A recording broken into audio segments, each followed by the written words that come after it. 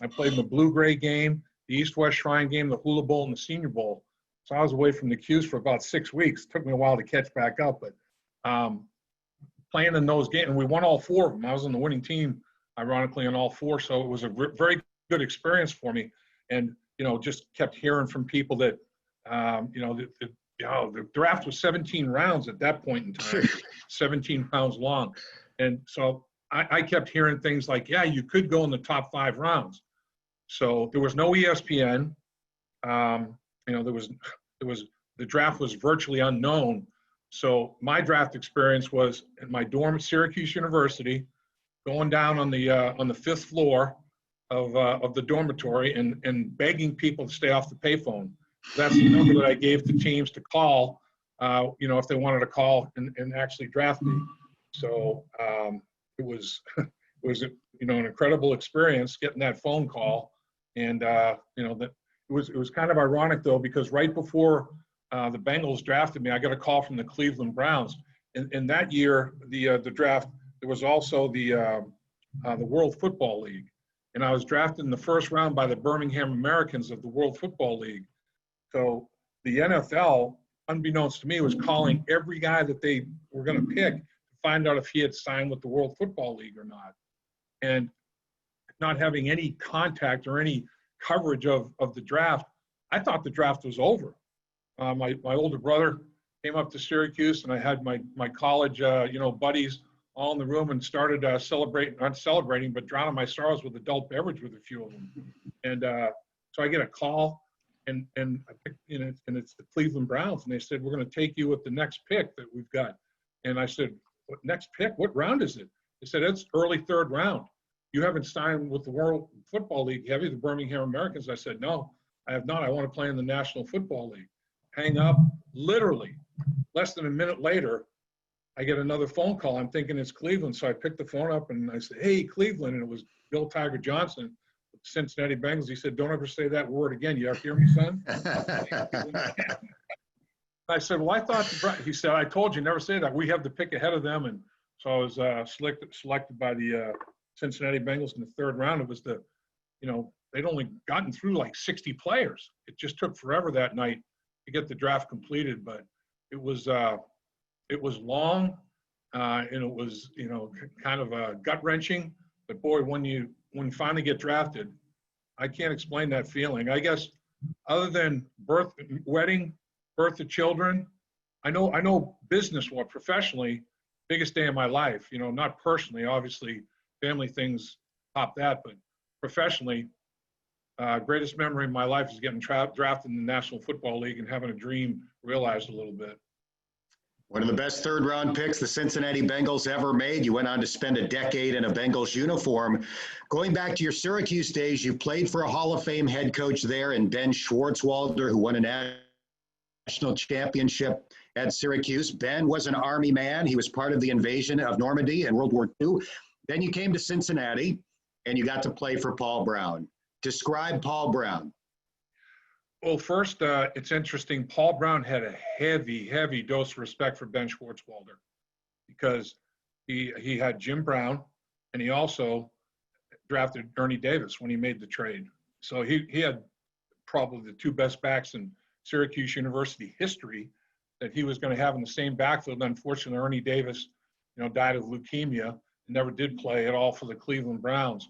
But Paul Brown would talk to me quite a bit in my first training camp about Ben Schwartzwalder and asking me things how Ben did a few things. And so there was a heavy dose of respect there. And like you said, Ben Schwartzwalder was an amazing guy. My senior year, that was his last year of coaching. I was his final captain. And when we would do calisthenics and warm-ups, he'd just get down and start doing military push-ups at the age of 65. The whole time we were doing our stretching and calisthenics, it's like, man, if this dude's going to do push-ups all day, we better pick it up a little bit. He was an inspiring guy that way. And like you said, a paratrooper, had many jumps in the war. And I remember talking to him about, the fact that he survived them all. You get hung up in the trees, and he said a lot of his friends would get killed by the Germans as they strafe the trees with machine guns, and and he somehow survived all of that. And so just an amazing guy and tremendous football coach. And Paul Brown, again, really respected him big time. But Paul Brown, Dan, I think if Paul Brown had decided to get in business, he would have run Procter & Gamble. If he decided to get into politics, he would have been president. The guy was ahead of his time in just about every way you could be ahead of your time. He was collecting royalties off of his face mask invention while he was a coach. I mean, little things, things that you take for granted. The first to utilize a playbook, the first to utilize films, and to have his team, prep during the course of a week, put his team up in a hotel, not just for road games, but for home games as well. The list goes on and on. Bill Belichick to this day says a lot of things we do in the National Football League in 2020, Paul Brown was doing back in the 40s and 50s. So he was just a pioneer, an innovative guy, incredibly intelligent, and very, very efficient.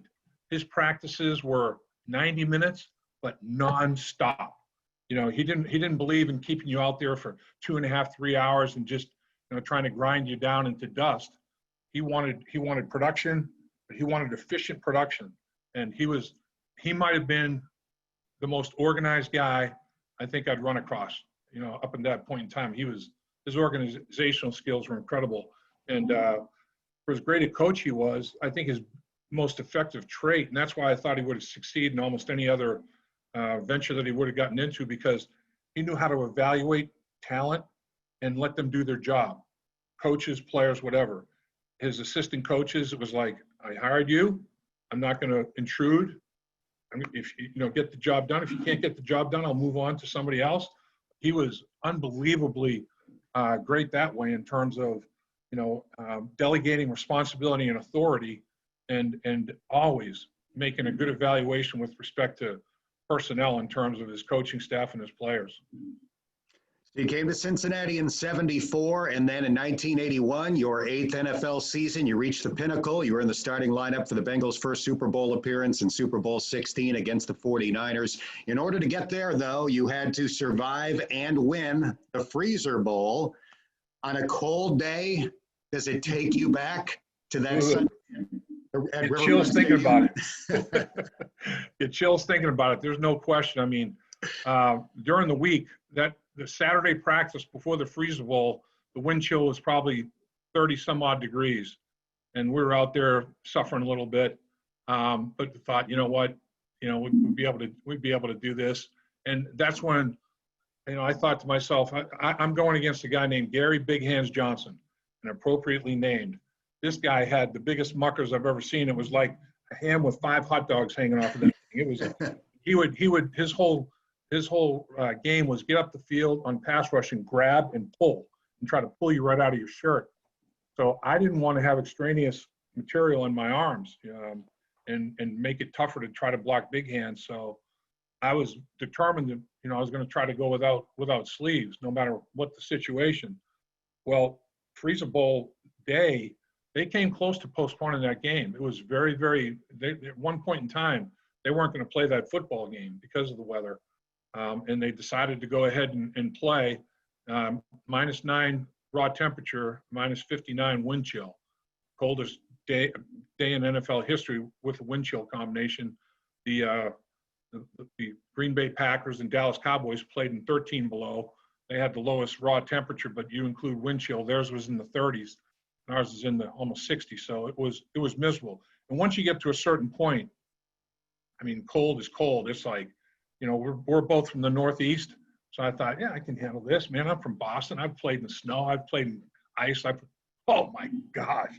There's no comparison. I mean, I ran around in that, sleeveless. All I put on was, I put on a pair of socks, plastic bags, baggies, another pair of socks, because I knew from my experiences in the East that if your feet get cold, you're done. So I wanted to make sure my feet didn't get cold.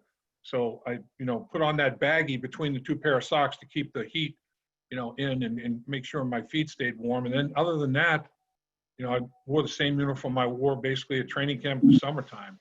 And we went out there, and the officials decided to allow us to put Vaseline on exposed skin, meaning faces. Well, our arms were exposed. The offensive line, everybody in the offensive line decided we're all going sleeveless. We're all going out there, try to get a psychological and mental edge on the Chargers. And it worked. I mean, they came out, San Diego comes out and they're wearing hoods and, sweat face masks, stocking caps with just eye holes and they've got, hand muffs. And I mean, they're just layered up. And we come out, trowel on, in our sleeveless. And there was a little bit of an effect there. But during pregame warmups, I said, I'm going to lube up the arms, put the Vaseline on the arms. That's exposed skin. And the umpire who calls holding and all that sort of thing, he said, you guys, you're not supposed to do that. I said, well, you said we could put Vaseline on exposed skin. This is exposed skin. We decided to go this route. So they allowed us to do it. And it was so cold, though, you couldn't even manipulate the Vaseline. The Vaseline coagulated. I mean, it was like, oh, man, it was unbelievable. And I remember going to the sideline. This is the first time I ever experienced a heated bench. They had the heaters blowing into the bench area, and I went down, made the mistake of the first time coming off the field, sitting on that heated bench, and the defense forced a turnover, and we got to go running back out there offensively. And when I jumped off that bench, it was like jumped into a freezer again. And I said, I wanted to marry that bench. I didn't want to leave that. And I said, I'm not sitting on this bench anymore. The contrast is too big. And the hardest part about that game, which is interesting, is going in at halftime, warming up, and knowing how bad it was going to be going back out there for the second half. I would have preferred not to go into that locker room at halftime and just, thawing out like that. I ran around for 3.5 hours that day, never came close to breaking a sweat. Never, I mean, there wasn't a drop of sweat anywhere, and taking a long hot shower after that game to thaw out. And then you realize when you start to thaw out, oh, yeah, I remember that hit, because your body's literally frozen. Oh, I remember that one. Yeah, I remember landing there. It was a crazy day for sure.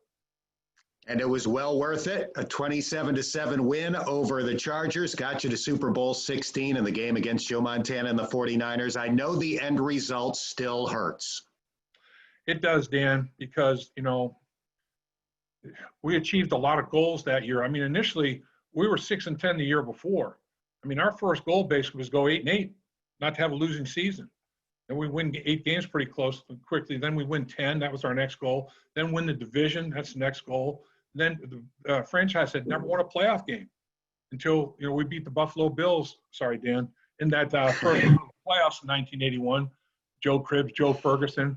That was the first No Ordinary Joe show that I experienced was Cribbs and Ferguson. Hopefully the Bengals with Joe Burrow and Joe Mixon will be the next No Ordinary Joe show. But so we beat them instead of another, hit another goal, winning the first playoff game in franchise history, and then the Freezer Bowl, advancing to the championship game, try to win that. We do that, and then get to the Super Bowl, the pinnacle. I mean, the final goal. Here it is. Man, we get there, and we stink the joint out. To this day, it just galls me that we played, not up to snuff. We had 4 turnovers. We had a goal line stand they had on us because of mental mistakes that we made as much as anything. So in my mind, that's 5 turnovers. They had 1. We lose by 5 points. Cincinnati Bengals beat the Cincinnati Bengals even more so than the 49ers that day. In the biggest game of our lives, we self-destructed. And it was so uncharacteristic of the team. It didn't happen to us all year long, but then in the biggest game, it happened. And collectively, we just we didn't play up to snuff. I mean, we're losing 20-0 at halftime. And Forrest Gregg, we thought he was going to, rip all of our heads right off our neck. And he probably felt like doing that. But he talked to the coaches and comes up in front of the team, and we're thinking we're going to get blasted. And he goes, hey, so we're all in amazement. We're down 20-0. And, I mean, you guys, just go out and play Bengals football. You guys, I don't even recognize you guys. Go out in the second half, take it, a series at a time, get back in the football game. Just play Bengals football. So after being down 20-0 at halftime, end up, making a little bit of a game and closing it to 26-21, but a lot of bad memories in that game. Share what your young son said to you after that game. Yeah, he was 5 years old at the time, and he understood the game. I'd bring tape home and had a projector and just put it up on the wall, and he'd watch it with me. And he had a pretty good understanding of football at a pretty young age. So as I'm putting him to bed after the game, we were supposed to have a team party, and it was supposed to be a big victory celebration, hopefully. But we'll go back to the hotel, see my family, and put my kids to bed. And as I'm tucking my son in, he looks up at me and got a little tear in his eye. He goes, "Dad." I'm like, "Yes, sir, son. What's up? Why'd you guys stink so bad in the first half?" And I said, "Boy, I wanted to take the pillow." And, I said, if I had an answer to that, we wouldn't have stunk so bad in the first half. But out of the mouths of babes comes the truth. He was right on it, boy. He was as shocked as anybody. So after 10 years with the Bengals, you finished your pro football career in the USFL, the United States Football League, where the owner of the team was a guy named Donald Trump. Yes. Explain what it was like to play for the now president of the United States. He was about 38 years old at that time. And so I go to finish my career, my contract with the Bengals. And in the USFL, with veteran NFL players, they had geographical rights. And Syracuse was in the geographical rights of the New Jersey Generals. So any veteran player in the NFL that was in their geography that was on, is at the conclusion of a contract, they could start negotiations with. So I went to the Big Apple, and the Trump Tower had just been completed, and Donald's office is up in that top level. And I mean, it's unbelievable. He's elevated. He's up 2 steps where his desk is, and you're down in a pit 2 steps, and he's kind of looking down at you. It's like a Wizard of Oz kind of deal. And but we end up negotiating a contract and finished the negotiation. He says, "You want to go down to the lobby? We're judging cheerleaders." And so I got out of the lobby and sitting next to Andy Warhol, if you can believe that. He's judging New Jersey General cheerleaders, and I don't know what he was on, but he was on something. He was doodling away on napkins, and I wish I collected them, grabbed them, because he did about 10 renderings and just tossed them in the middle of the table area. And he says at one point, "Son, what you think is the definition of a cheerleader, and I think are 2 different things as we're doing our evaluations and grades." I think you're right, sir. That was an interesting experience, but that showed me, Donald Trump had this big, ability to draw stars kind of thing, and there he was for a New Jersey Generals cheerleading judging contest. It was crazy. But Donald Trump he was a good owner, Dan. I mean, his whole thing was, are we traveling up to snuff? Is this like the NFL? Is our training camp up to the? What about the food? What about this? What about that? And we had a lot of former NFL players. Jim LeClaire, Bengal teammate. We were teammates with the Generals. We had Gary Barbaro. Brian Sipe was my roommate until we drafted Doug Flutie, quarterback position. So Herschel Walker, of course, was our big star player. But Donald always had a plan, and not just plan A and B, plan A, B, C, D, E, F, G, however many it took. And his goal was to own an NFL franchise. And the NFL owners felt that he was too much of a maverick and he couldn't get that accomplished. So he bought a USFL franchise, and his goal was to be merged into the National Football League. And he was the point person for the lawsuit when the USFL sued the NFL for Sherman antitrust monopoly tactics. And they won. They won the case because NFL is a monopoly, there's no question. And the award gets tripled when you win on Sherman antitrust legislation, and they got $1, and it was tripled to $3. And with interest, it was probably $3.74 at some point. But I mean, he was the architect of that. The mistake they made, the reason the award was so small, they did not have a fall season plan. They didn't have a schedule out. So that, they felt like, all right, well, it is a monopoly, but you're not even planning to play in the fall. So we're not going to give you millions of dollars. But the NFL did have to pay all the legal costs that the USFL had, which were extensive in that lawsuit. So it did hurt a little bit. But his whole goal was to own an NFL team. But he in talking with him, he said, even if that doesn't happen, even as an owner in the USFL, every time something's written about Donald Trump in print or electronic media, not just in the United States but worldwide, it's Donald Trump owner of New Jersey Generals, comma, Trump Tower, comma, Trump Casino, comma, all of his real estate holdings. And he said, I can't buy that advertising, and I'm getting it for free. So what he did was basically write off the New Jersey Generals, the cost of that as a marketing tool for his real estate empire, and rich get richer. So he always had a plan, man. All right, a lot of the people watching tonight have submitted questions, and we want to get to audience participation. Again, you can still do so in the chat box at the bottom of the screen, but let's get to some of the questions that have been submitted. Here's the first question, Lap.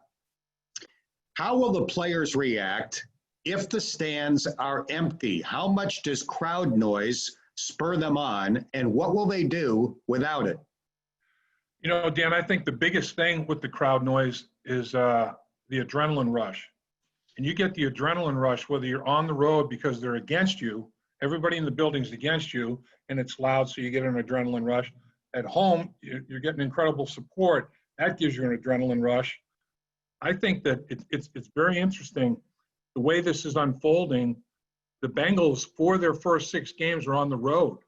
And they're on the road against Cleveland, Philadelphia, Baltimore, Indianapolis, you know, with the Dome, with Rivers there. Those are tough places to play. So in 4 of those 6 games, you would have had to deal with crowd noise, have, you know, nonverbal communication signals for the offense, everything that goes with it.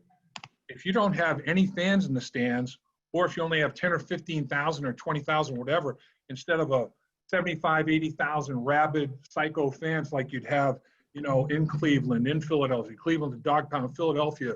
I mean, they boo Santa Claus. You know, it's like those places are tough to play. So if there aren't crowds in those early stages, that's a big deal. That's a big plus for the visiting team. And it eliminates a big advantage for the home team. So I think, you know, you'll still be ready to play because you're going up against the world's best. I mean, when you go out on the football field in the National Football League, if you're not up in the bit and ready to go, you can get embarrassed quickly and often. So you still have to get yourself in a mindset, get yourself physically prepared and then mentally prepared, and then game day, you know, get yourself up in the bit to play. But it's easier to accomplish when you have those crowds. So it's definitely a factor, and that's why, you know, home field advantage is such a big deal in the playoffs. You play the entire regular season to finish at a spot where you can get home field advantage, and it's that big of a deal. I mean, you crave it, and like I said, 4 of the 6 games, you're thinking, boy, that's a tough start for the Bengals to go on the road 4 out of their first 6 to those places. Maybe not as tough anymore if there aren't crowds or if they're minimalized. Next question. There were rumors before the draft that Joe Burrow didn't want to come to Cincinnati. How is his attitude about playing here? I think it's good. And, you know, Joe Burrow at the Combine in Indianapolis was asked that very question. And he looked at everybody and said, look, I'm a competitor. I want to be the first pick in the draft. I'm working to be the first pick in the draft. You know, I have no problem that it's the Cincinnati Bengals. And he was impressive, Dan. He's one of those guys that he walks in there and he commands the room. There's no question about it. He's a leader, and he's not a real, you know, not a real showy guy.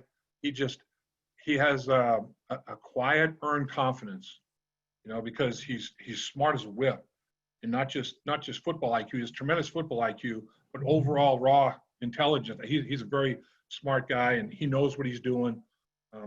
And when you look at him, Dan, he's 23 years old. He's older than Lamar Jackson. He's older than Patrick Mahomes. I mean, the guy has got some some presence to him, I think, in that regard. And he's been through a lot. I mean, he's been through the highs and lows, the very low lows, and as big a high as you can get, winning the Heisman and throwing 60 touchdown passes and responsible for 65, 66 scores, whatever it was in that season, records, and being the first pick of the draft. So credit to him to not just give up on himself and when he was experiencing the low, learn from it and remember what it was like as you're riding the high. So I think he's going to be really, really good. And he ran a pro style offense. You know, they got Joe Brady from the New Orleans Saints as the offensive pass game coordinator, and he basically said, "You're smart like Drew Brees. We're running the New Orleans Saints stuff here. We're going to go 5 receiver sets. We're going to go empty backfield. We're going to let you decipher a weakness in coverage wherever it is in the field. You're going to, if they're bringing extra blitzer, if that's your guy, you have to take care of him and find the weakness." And he thrived. And I don't think there's anything offensively that will give him a problem mentally. It's a matter of, will his offensive line, give him enough time to execute like he did at LSU with the offensive line that he had down there. You have just anticipated the next question. Will the offensive line be better this year than it was last year for Andy Dalton? I really think so, Dan. I don't see how it can't be, better. The thing is, they have 2 new guys. It's a combination of free agency. Xavier Su'a-Filo, they picked up from the Houston Texans in free agency. He's a big, powerful guy that's played for the Dallas Cowboys and the Houston Texans. He's going to be the right guard. He's going to line up at right guard. And then the 11th pick of the draft last year, Jonah Williams, who didn't play a snap with the Bengals, is penciled in to start at left tackle. Now, the problem is both of those guys had not taken 1 snap with the Cincinnati Bengals. Jonah Williams hasn't taken 1 snap in the NFL. Su'a-Filo has. But when you look at it, with those 2 guys, with 40% of the offensive line being new, every single combination will have not worked together. Bobby Hart, penciled in at right tackle at this point, has not worked with Su'a-Filo. Su'a-Filo has not worked with Trey Hopkins, as a tandem with the guard and the center. Hopkins and Michael Jordan, who's penciled in at left guard, have worked together some. Jordan and Jonah Williams haven't. So every combination other than center and left guard have not worked side by side next to each other. And forget a game, practice, and determine how we're going to pick up this twist, this end tackle twist. How are we going to pick up this super loop where one end and tackle slants inside and the nose tackle loops all the way around? How are we doing this? How are we sorting this out? And the only way that you can get that done is to physically work next to each other and get those reps. So I'm not saying that they can't do it, but I'm saying they're going to be challenged. It's going to be a challenge for sure. But I think physically, raw talent-wise, I think that the ceiling's higher. Let's put it that way. And I think they'll accomplish a pretty good ceiling. Next question. From a player's and personal perspective, how important would a team Hall of Fame or Ring of Honor be? I think it is important. I think, Mike Brown's feeling is you don't single guys out. That's his whole mindset. And I can understand it, to an extent, because it's never all about one guy. That's the beauty of football. It's the greatest team sport because there are so many guys. They have the most guys having to operate together. You have 22 people on the field, 11 on 11, every snap. And everybody's got an important responsibility. And so I think it's, when you look at, successful teams, we just did a little thing for the website here, Dan, where we were talking about potential offensive MVPs. And, my thing is they have 3 guys that could be a legitimate candidate to triplets. Everybody looks at triplets. And the Bengals, they have the, No Ordinary Joe show with Joe Burrow and Joe Mixon and A.J. Green, if healthy. That's a pretty good triplet. Your Buffalo Bills go to 4 straight Super Bowls. Jim Kelly, Thurman Thomas, Andre Reed. Every one of them is in the Hall of Fame. Every single one of them. Dallas Cowboys win 3 Super Bowls. Troy Aikman, Michael Irvin, Emmitt Smith. So it's never, they all fed off each other. It's never about one guy. It's the team. That's the beauty about football. It's not I, me. It's we, us. And I can honestly say, Dan, in the Super Bowl that we talked about earlier, that Super Bowl season, there was never one time that Isaac Curtis, Chris Collinsworth, Dan Ross, God rest his soul, came in the huddle and said, "Kenny, get the ball to me. I'm wide open. I got this. Never. It was always about, all right, here's what we're going to do. They can't double everybody. You guys are all great. My job as an offensive line is to protect Kenny Anderson, give him time to find the one-on-one matchup, the best matchup, and beat people, no matter who it is. They can't double everybody.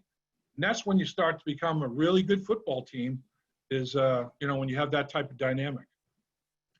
Will A.J. Green be a Bengal in 2021? Boy, I honestly hope he is. I think A.J. Green is going to have a big year because if they don't come to an agreement, having been tagged by July 15th, he's playing for a contract for 32 teams. And right now, you don't hear anybody including him in their top three, never mind top three, top five, potentially even top 10. I saw a top 10 list and he wasn't even in there. A healthy A.J. Green, are you kidding me? 7, straight 1,000-yard seasons, 7 straight Pro Bowls, and then the last 32 games he's only played in 9 of them. So injuries have derailed him. But we talked about it before, Dan. When I watched him up in Cleveland last year, right at the end of the season, he wasn't able to be activated and play. But I watched him work out. Man, the dude is still elite. I mean, he runs such great routes. At 6'4", sinks his hips, gets in and out of those cuts. He's so fluid. I mean, the guy was the number 1 basketball recruit in the state of South Carolina his senior year in high school. They say in the gym, when they got the basketball, when the guys are out there playing, he puts on a dunk show. He'd win the NFL dunk contest. I mean, he's got a vertical. He does everything you want a wide receiver to do. AJ can do it when healthy, and he hasn't been healthy the last couple of years, but maybe the football gods will give him a break. And the one thing about him is he is extremely proudful, extremely competitive, and he's got a chip on his shoulder about as big as a 2x4 right now because people have forgotten about A.J. Green and how great he can be. I think he has a kick-butt season. I really do. Got time for a couple more questions in the Lappy Hour. Which second-year player will make the bigger jump, Michael Jordan or Drew Sample? Boy, you hope they both do. You really do. But I really think that I'd like it to be, if I had to pick, I'd like it to be Michael Jordan. If I had to make a decision on that, because obviously having multiple tight ends for a rookie quarterback is a good thing, a big deal. And Drew Sample he was rated as the best run blocker as a tight end coming out in the draft, and they want to get that running game going. Best thing to do to protect a young quarterback is to be able to run the ball efficiently. But Michael Jordan, man, got to run the ball. He's going to be a big factor there. Michael Jordan, from a pass protection standpoint, keep the middle of the pocket firm. I don't care who the quarterback is. If you're 6'6" or 5'10", or if you're 2 years in the league or 22 years in the league, they hate pressure in their face. Every defensive coordinator wants to pressure the quarterback's face, get right in his face, obscure his view, make him worry about striding and following through. I don't want to hit my hand on somebody's helmet or shoulder pad. I don't like traffic. I don't want this busyness. I can't see. I got people in my face. When quarterbacks have clean pockets and they can step up in the pocket, they'll tear you up. So Michael Jordan is going to have to be a factor in there in firming the middle of that pocket. If Michael Jordan, let's put it this way, if Michael Jordan doesn't do what he's supposed to do, Drew Sample won't have a chance to do what he's supposed to do in the passing game anyway. So I guess I'll start with Michael Jordan. And we both know him, Dan, the kind of kid he is, and he's very intelligent. The game is important to him. It means a lot to him. He wants to be good. He wants to be coached hard. I think he's going to have a good year. With a name like Michael Jordan, the game's got to be important to you. Unbelievable. I mean, that's a lot to live up to right there. All right, final question. We appreciate everybody that sent questions in. We've heard a lot in recent years about concussions in football. Did you ever have a concussion in your playing days? What was that, Dan? I did have multiple concussions, but I don't think the worst one I ever had was up in Cleveland, and it was a bad one. I get run. A ball was deflected at the line of scrimmage and just started going end over end, and the Cleveland Browns picked it off. and I have an angle to make a tackle on the linebacker. Banks picked it off, and I get my head in front, and I'm going to make a good form tackle on him, which I end up doing. But his knee hits me on the one temple, and a teammate trying to make a play as well hits me in the other temple, and I get just cocoa butted, and I get rung up. And I mean, there's a long distance phone call, and operator's not picking up. I mean, nobody's answering on the other end. I just buzzing, and it was up in Cleveland, and I kind of serpentined to the sideline, and the trainer, Mark Paulin, said, "Are you all right?" And I guess I didn't give him a good enough answer or whatever, and they broke smelling salts, and I finally pulled away and said, "That's more than one capsule. What's going on?" I said, "I hit pretty good," and he said, "Where are we?" And honestly, I look and I see natural grass, and I know Cincinnati doesn't have natural grass, but so that limited it, for me. And I looked up and I saw Cleveland, Cincinnati on the scoreboard. I said, "We're in Cleveland." He asked my name and all that. And then the only other thing he did was put his finger in front of my face and, had me follow his finger. And so they send me back in the game. I mean, I don't even series off, and I shouldn't have been in the game, from a mental standpoint. But looking at the tape and everything, it went pretty well. I didn't remember it, but it went decently, And after the game, locker next to Anthony in the locker room up there in Cleveland, he goes, "Wow." He goes, "Man, what calls were you making in the second half?" He goes, "You were making, I thought you were false calling or something. I'd never heard some of the calls." I said, "Anth, I probably was making calls from high school. I have no idea. I don't probably didn't even know where I was." "Really? You kidding me?" And then Mark Paulins, the trainer, comes up to me right about that time, and he goes, "Hey, when you go home tonight, have Lynn set the alarm clock where it goes off every hour." I said, "Every hour?" He said, "Yeah, you got to wake up every hour. If you don't wake up, that's not good." I'm like, "No kidding." He says, "Yeah." He said, "You got a pretty severe concussion there, and we're going to make sure that you are able to wake up and adjust and everything." And that definitely, I had a pretty good headache and everything, and that definitely was the biggest trauma in terms of head stuff for me. If you don't wake up, that's not good. Medical understatement of all time. Unbelievable. I looked at him like, "Are you kidding me?" Don't wake up, that's not good. Really? Boy, that's a brilliant statement. Just you have to be a Phi Beta Kappa to make that one. All right. Well, we got to most of the questions that were sent in. We went a little bit past the 1 hour mark for this Lappy Hour, but as always, it was great to hear from the great Dave Lapham. How about a virtual round of applause for my guy, Dave Lapham? How about one for my guy, Dan Horde, the best in the biz? Thank you. Appreciate that. And that is going to wrap it up for our Lappy Hour tonight. We want to thank our hosts from Easter Seals Military and Veteran Services and recognize their team for all the work that they do to create breakthrough moments for local veterans in need, whether it's preparing them for employment, connecting them to education and training, or providing non-medical emergency resources.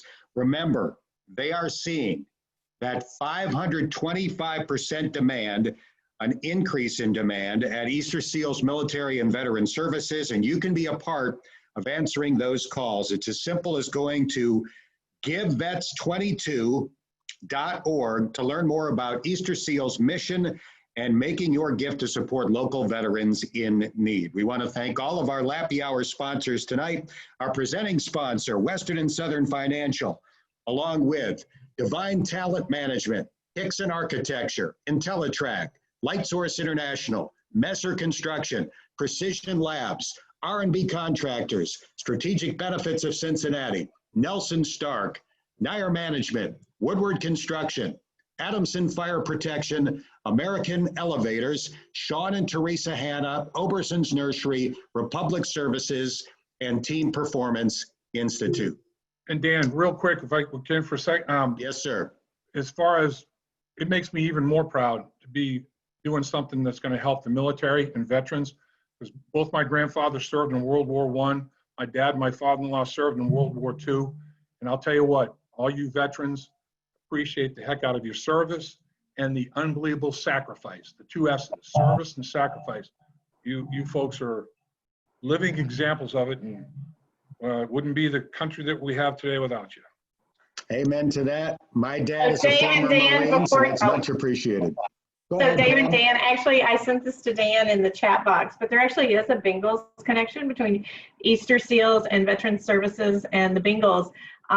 We started up our Veterans Services with the guidance of a retired Army colonel. He had just retired from the Pentagon, reported to the chairman of the Joint Chiefs of Staff. And while he was in Iraq, one of the soldiers in his unit was blown up and suffered third-degree burns, and it was Sam Brown. Oh, Yeah, wow. yeah. So the first time I saw Colonel Sutherland speak, he had he put up this image of, he's like, and here's this great guy, incredibly smart, West Point grad. He had the whole world in front of him, and got blown up. And the guy had on a Bengals shirt, and so I just said, "Oh, is he the soldier? Was he from Cincinnati?" And he said, "Yeah, it's Paul Brown's grandson." How Wow. about that? Yeah. So anyway, so there's a little connection there to the Bengals. So Not surprised. Yep. Yeah. Well, that is going to do it for us tonight. On behalf of Dave Lapham and Pam Green, Scott Robinson, and everybody at Easter Seals, I'm Dan Horde. Thanks so much for joining us, and have a great night, everybody. thank you. Thanks, everybody.